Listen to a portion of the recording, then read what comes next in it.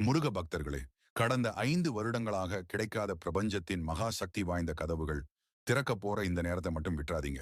ஏன்னா, இதுக்கு அப்புறம் இந்த அரிய சந்தர்ப்பம் 2031 ஆம் ஆண்டு தான் வரும். இந்த ரகசியத்தை பார்க்கிறதுக்கு முன்னாடி கமெண்ட்ல கருணை கடலே கந்தா போற்றின்னு டைப் பண்ணிட்டு நம்ம சேனலை சப்ஸ்கிரைப் லைக் பண்ணிக்கோங்க.